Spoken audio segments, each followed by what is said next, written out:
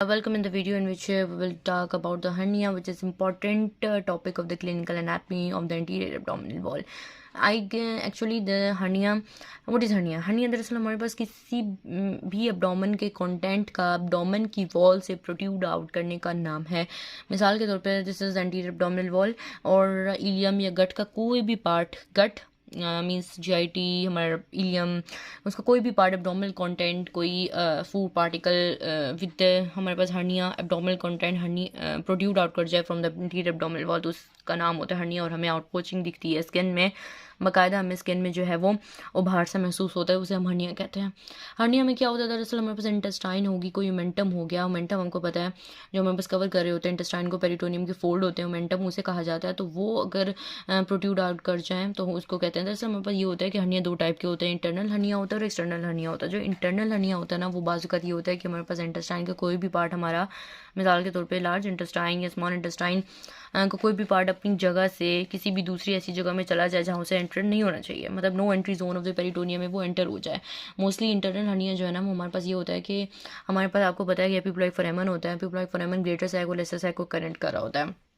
Epiploic foramen क्या करता है, एपिप्लॉइक फोरामेन जो है ना, वो हमारे पास ग्रेटर और लेसर सैक को कनेक्ट कर रहा होता है. तो उस फोरामेन के थ्रू जो है ना, कोई भी कंटेंट जो है वो हमारे पास लेसर सैक में जा सकता है. ठीक है, कोई भी कंटेंट हमारे पास लेसर सैक में जा सकता है थ्रू दिस फोरामेन, क्योंकि दिस ओपनिंग है और कनेक्शन है लेसर और ग्रेटर सैक के दरमियान. तो इसके जरिए कोई जा सकता है जहाँ उसे एंटर नहीं होना चाहिए. No entry zone of peritoneum में कोई भी इंटेस्टाइन का पार्ट, एब्डोमेन के कंटेंट का पार्ट जा सकता है, no entry zone of peritoneum के अंदर. ठीक है, तो उसको हम इंटरनल हर्निया कहते हैं. यानी उसमें बॉडी से प्रोट्रूजन तो नहीं होती, हमें कोई फील भी नहीं होता बाहर एक्सटर्नली कि हर्निया हुआ है, लेकिन कोई भी अपनी जगह से प्रोट्रूड कर जाना इंटरनल हर्निया कहते हैं. और इंटरनल हर्निया बाज़ का ये होता है कि मिसाल के तौर पे एपिप्लॉइक फोरामेन छोटा सा तो होल है, अगर उससे कोई एब्डोमिनल कंटेंट चला जाएगा तो वो छोटे से होल से जाते हुए वो फंस जाएगा, स्ट्रैंगुलेट हो जाएगा. तो वो एब्डोमिनल का कंटेंट वहाँ पे स्ट्रैंगुलेट हो जाएगा, उसकी ब्लड सप्लाई भी वहाँ ठीक नहीं होगी, जिसकी वजह से वो डीजनरेट हो जाएगा. ठीक है, और फिर मसाइल खड़े हो जाते हैं. ठीक है, और बुक में, बाज़ बुकों में लिखा होता है ये पैराड्यूडिनल रिसेस के अंदर भी होता है. पैराड्यूडिनल रिसेस होते हैं कि ड्यूडिनम के इर्द गिर्द कोई खाली जगह प्रेजेंट होती है, हमारी बॉडी में थोड़ी सी छोटी सी रिसेसेस मौजूद होती हैं.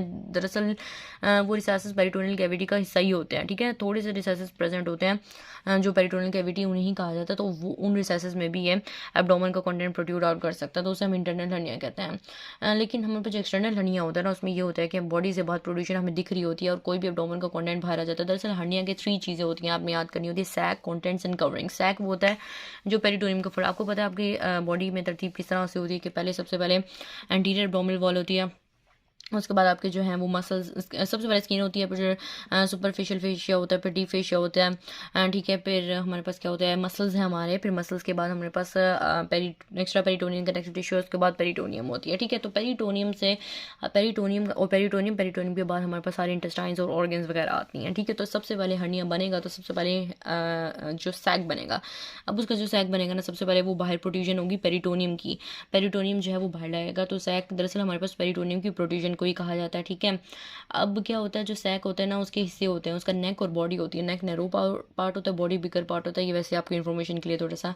और अब उसके बाद सैक के अंदर कंटेंट्स भी तो होंगे. तो कंटेंट्स क्या होंगे, हमें पता है पेरिटोनियम किसको कवर करी होती है, ऑर्गन्स या इंटेस्टाइन्स वगैरह को. तो इंटेस्टाइन्स हमारे पास क्या होंगे, कंटेंट्स होंगे. ठीक है, ओमेंटम कंटेंट्स होंगे जो इंटेस्टाइन्स को कवर कर रहे होते हैं. ठीक है, तो ये ज़ाहिर सी बात है, हमारे पास कोई पैराइटल पेरिटोनियम होती है, विसरल पेरिटोनियम होती है. Parietal peritoneum anterior abdominal wall के साथ कनेक्टेड होती है, जो कि विसरल पेरिटोनियम होती है वो ऑर्गन्स के साथ कनेक्टेड होती है. तो जो पैराइटल पेरिटोनियम है वो सैक का हिस्सा बन जाएगी. जो विसरल पेरिटोनियम मिसाल के तौर पर जो इंटेस्टाइन्स को कवर कर रही है वो ओमेंटम होती है, और ओमेंटम जो है वो हमारे पास प्रोट्रूड आउट कर जाएगी एज अ कॉन्टेंट के तौर पर. हमारे पास इसमें सैक बना, peritoneum most commonly parietal peritoneum से कॉन्टेंट बना, विसरल पेरिटोनियम ओमेंटम या स्मॉल इंटेस्टाइन की कोइल्स वगैरह से बन गया, गट से बन गया कॉन्टेंट. उसके बाद हमारे पास कवरिंग्स होती है. आपको पता है पेरिटोनियम डायरेक्ट तो नहीं आ जाती. सबसे पहले हमारे पास क्या है, सबसे पहले बाहर क्या मौजूद थी, स्किन थी, फिर सुपरफिशियल फेशिया थी, फिर डीप था, फिर मसल्स से. तो ये तमाम चीज़ें क्या बना रही होती है, एंटीरियर एब्डोमिनल वॉल बना रही होती है. तो एंटीरियर एब्डोमिनल वॉल सबसे आउटर कवरिंग होती है, उसके बाद पेरिटोनियम होती है, उसके बाद कंटेंट होता है. तो हमारे पास जो आउटर कवरिंग पेरिटोनियम होती है, आउटर कवरिंग जो एंटीरियर एब्डोमिनल वॉल होती है वो, उसका नाम दरअसल कवरिंग, उसका नाम होता है कंटेंट. हमारे उसके बाद हमारे पास आता है कवरिंग के बाद आता है sac which is a fold of peritoneum, और सैक के बाद आता है content which is a loop of intestine. और जो सैक होती है उसकी, जो हमारे पास नेक भी होती है हमारे पास और इसकी बॉडी भी होती है, ठीक है। और हर्निया मेन सैक कंटेंट्स और कवरिंग से मिलकर बनता है, तो ये बात ही। अब हर्निया 3 टाइप का हो सकता है, reducible, obstructed and strangulated. Irreducible का मतलब है कि बाज़ को हर्निया ऐसा होता है कि अगर loop of intestine produce out कर भी गया है तो हमारे पास ये वापस जो है वो अपनी नॉर्मल पोजीशन पे चला जाता है। अगर उसको दबाया जाए या फिर सही लेट जाया जाए तो ये अपनी वापस अपनी पोजीशन में चला जाएगा।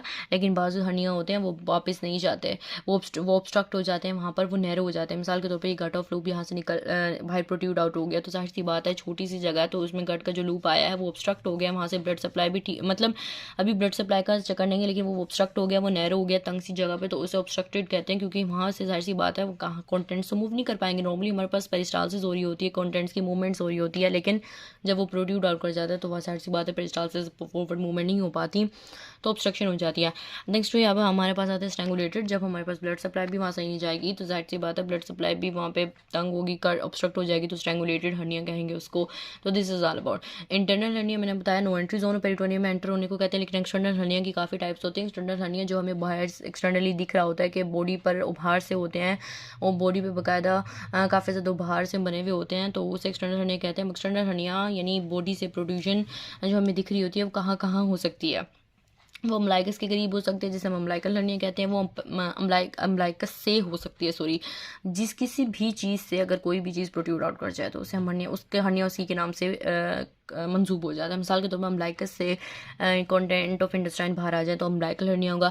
अगर अम्लाइकल के करीब किसी भी रीजन से बाहर आ जाए तो पैराम्लाइकल हर्निया होगा। अगर फीमोरल कैनाल से एब्डोमेन के कंटेंट्स बाहर आ जाए तो फीमोरल हर्निया होगा। अगर इंग्वानल कैनाल से बाहर आ जाए तो इंग्वानल हर्निया होगा। अगर हमारे पास लंबर ट्रायंगुलोपेटेड जो कि हमने जो पीछे पोस्टीरियर एब्डोमिनल वॉल में प्रेजेंट होती है वहाँ से आते हैं तो लंबर हर्निया होगा। अगर हमारे पास एपिगैस्ट्रिक रीजन से कहीं आ जाए तो एपिगैस्ट्रिक हर्निया होगा।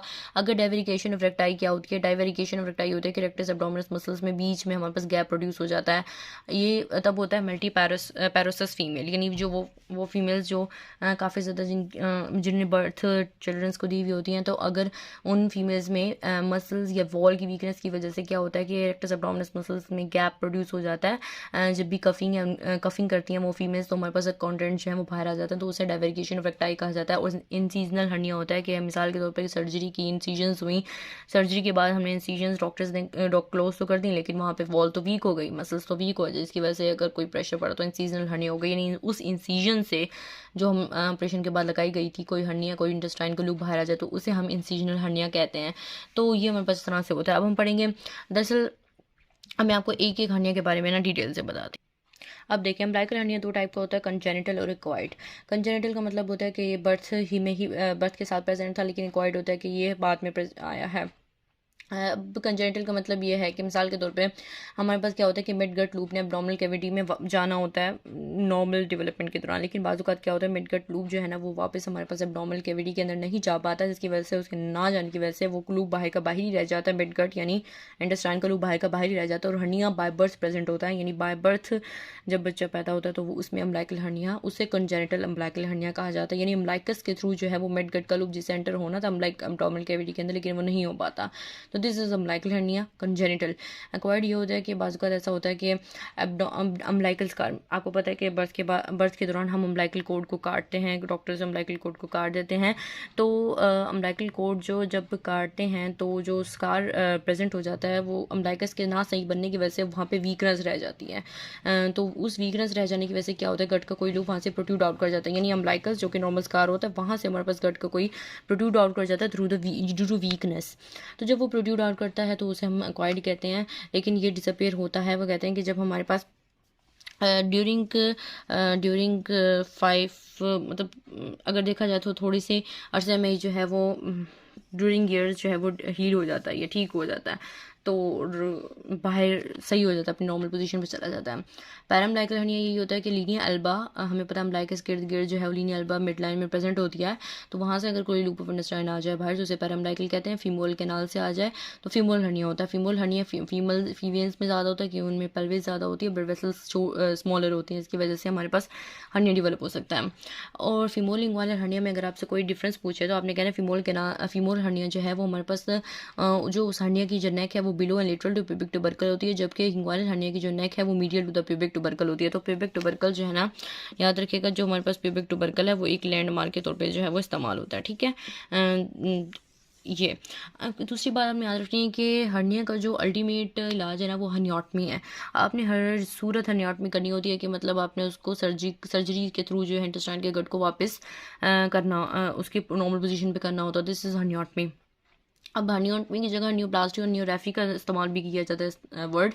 हर्नियोप्लास्टी होती है कि आप उसके साथ साथ आप पोस्टीरियर एब्डोमिनल वॉल को भी रिपेयर करें, तो दिस इज़ हर्नियोप्लास्टी। और हर्नियोग्राफी और हर्नियोप्लास्टी होती है कि आप उसमें टिश्यू के मैशवर्क भी उसके साथ आप उसके ज़रिए आप ट्रीट करें, तो दिस इज़ हर्नियोप्लास्टी। तो दिस इज़ बातें कुछ इंपॉर्टेंट नहीं है, मैंने वैसे इंफॉर्मेशन के लिए आपको बताई कि वट इज़ हर्नियोटमी, हर्नियोग्राफी, हर्नियोप्लास्टी। तो ये भी हर्निया की थोड़ी सी टाइप्स होती हैं। उसके बाद हमने इंग्वानल हर्निया पढ़ना। इंग्वानल हर्निया जो है ना, इसको एक मिनट बता। अब इंग्वानल हर्निया क्या होता है आपको पता है? इंग्वानल कैनाल का आपको कंसेप्ट पता होना चाहिए। सबसे पहले इसके लिए कि सबसे पहले हमारे पास डीप इंग्वानल रिंग होती है, उसके बाद हमारे पास ये इंग्वानल कैनाल होती है, उसके बाद सुपरफिशियल इंग्वानल रिंग होती है। सुपरफिशियल इंग्वानल के थ्रू रिंग के थ्रू स्पर्मेटिकोड भी एंटर होती है यहाँ पे, और भी चीज़ें होती हैं। तो this is all about the इस तरह से होती है कि अगर हमारे पास वो कहते हैं this is the posterior wall of the inguinal canal, this is anterior wall. अब क्या होता है कि हमारे पास इंग्वानल कैनाल की जो डीप इंग्वानल रिंग होती है, मतलब ये ओपनिंग है, और this is also superficial inguinal ring, this is also opening. अगर हमारे पास कोई इंटेस्टाइन का लूप, इससे पीछे इंटेस्टाइन है ना, एक मिनट में रिस्क कर दूँ, इससे पीछे हमारे पास क्या है? इंटेस्टाइन है, ये इंटेस्टाइन है। अब इंटेस्टाइन का कोई लूप हमारे पास ये एब्डोमिनल वॉल है, ठीक है, जहाँ से ये सुपरफिशियल बाहर निकलेगी और सुपरफिशियल से स्पर्मेटिकोड है नीचे जाना है। अब ये एब्डोमिनल वॉल है, दिस इज। अब इंटेस्टाइन के थ्रू हमारे पास कोई भी कंटेंट डीप के जरिए आया, पहले उसने डीप को किया, फिर इंग्वानल कैनाल में, इंग्वानल से वो स्पर्मेटिकोड पे है, स्पर्मेटिक से वो बाहर की तरफ प्रोट्रूड आउट कर गया, और हमें पता है स्पर्मेटिकोड जाती है स्क्रोटम के अंदर, उसने स्क्रोटम के अंदर जाना होता है, तो और तो वहाँ तक जो प्रोट्रूड आउट कर गया, तो इसे ओब्लिक्विटी को हम ओब्लिक इंग्वानल हर्निया कहते हैं, क्योंकि ये ओब्लिक पैटर्न में किया, तो इसे ओब्लिक इंग्वानल हर्निया कहा जाता है। दूसरा इसे इनडायरेक्ट भी कहा जाता है। लेकिन हमारे पास बात होता है डायरेक्ट इंग्वानल हर्निया होता है। डायरेक्ट इंग्वानल होता है जिससे पोस्टीरियर वॉल से डायरेक्ट ही हो जाता है, कि मतलब ये होता है कि ये तो हमारे पास डीप से आया इंग्वानल कैनाल से सुपरफिशियल, ये direct posterior wall of the inguinal canal से जो है ना वो हो जाएगा ये हर्निया, क्योंकि वीक पोस्टीरियर वॉल की होने की वजह से होता है। दरअसल हमारे पास एक ना पोस्टीरियर वॉल पे एक हेज़लबैक ट्राइंगल होती है। हेज़लबैक ट्राइंगल क्या होती है मैं आपको अभी बताती हूँ, एक मिनट। तो देखिए ये हमारे पास तरह से ये हेज़लबैक ट्रायंगल बन रही है। This is lateral border of rectus abdominis muscles, this is the deep inguinal ring जहाँ से इंग्वानल कैनाल है, और डीप के पीछे ही posterior wall of the inguinal canal, जिससे हम हेज़लबैक ट्रायंगल जो बना रही होती है posterior wall of the inguinal canal को हेज़लबैक ट्रायंगल बना रही होती है। नीचे की तरफ इंग्वानल लिगामेंट है, और इधर की तरफ इंफीरियर एपिगैस्ट्रिक आर्टरी है, और ये रेक्टस एब्डोमिनस है, और this is the deep inguinal ring, और this is the Hesselbach triangle the area which is not covered by the muscles, ठीक है ना। अब ये क्या होता है, ये वीक एरिया हो जाता है पाज़ुकात, और पोस्टीरियर वॉल इंग्वानल कैनाल इससे रिलेट कर रही होती है हेज़लबैक ट्रायंगल से। तो क्या होता है कि हमारे पास पोस्टीरियर वॉल की वीकनेस की वजह से यहाँ से डायरेक्ट डीप से नहीं आएगा, यहाँ से हमारे पास हर्निया डेवलप होगा, और यहाँ से जो हर्निया डेवलप होता है उसे डायरेक्ट इंग्वानल हर्निया कहा जाता है। इनडायरेक्ट और डायरेक्ट इंग्वानल हर्निया में जब आपने कोई वो करना हो ना, आपने इसको डिस्टिंग्विश करना हो इनडायरेक्ट को और डायरेक्ट को, तो आपने क्या करना है, अपने एक काम करना है कि ना पेशेंट को कहना है कि खड़े हो जाओ। अगर पेशेंट खड़ा हो और हर्निया बाहर की तरफ प्रोट्रूड आउट कर जाए, हर्निया बाहर की तरफ प्रोट्रूड आउट कर जाए पेशेंट के खड़े होने पे, तो इसका मतलब जाहिर सी बात यही है कि हमारे पास जो हर्निया है ना वो क्या था, डायरेक्ट था। क्योंकि डायरेक्ट क्यों होता है, एब्डोमिनल वॉल की वीकनेस की वजह से होता है, posterior wall of the inguinal canal की वीकनेस की वजह से होता है। अगर वो हो रहा है तो इसका मतलब वो डायरेक्ट हमारे पास कंटेंट बाहर आ गए हैं। लेकिन इनडायरेक्ट तो इंग्वानल कैनाल के थ्रू होना होता है, पहले वो डीप में आएगा, फिर वो आएगा उसमें इंग्वानल कैनाल में, फिर सुपरफिशियल में आएगा, तो स्टैंडिंग पे कम आउट नहीं करता, और डी डायरेक्ट जो है वो स्टैंडिंग पे कम आउट कर जाता है। इनमें मेन डिफरेंस ये डीप इंग्वानल रिंग के थ्रू होता है, ये हेज़लबैक ट्रायंगल के थ्रू होता है, जो मैंने आपको बताया पोस्टीरियर एब्डोमिनल वॉल की वीकनेस की वजह से, posterior wall of the inguinal canal की वीकनेस की वजह से, ये वॉल की वीकनेस की वजह से। और ये देखिए ये प्री फॉर्म सैक है। इनडायरेक्ट में क्या होता है कि आपका पहले हर्निया डेवलप है, चाहे आप खड़े हों या बैठ जाएं, ये हर्निया हमेशा मौजूद है। लेकिन डायरेक्ट का ये होता है कि पोस्टीरियर वॉल में वीकनेस होती है, और अगर ये मौजूद नहीं है, लेकिन अगर आप खड़े होंगे तो ये बाहर आ सकता है, ठीक है। लेकिन अगर ये पहले से ही मौजूद है, प्री फॉर्म सैक है, इसका ये होता है कि सैक पहले से मौजूद होता है। सैक हर्निया का पहले से मिसाल के तौर पर ये हर्निया का सैक है, इसके अंदर कंटेंट आता है, तो ये इनडायरेक्ट होता है। लेकिन डायरेक्ट में तब आता है जब आप खड़े होते हैं, तो दिस इज टेस्ट कहते हैं इसको टू डिस्टिंग्विश, ठीक है। तो this is all about the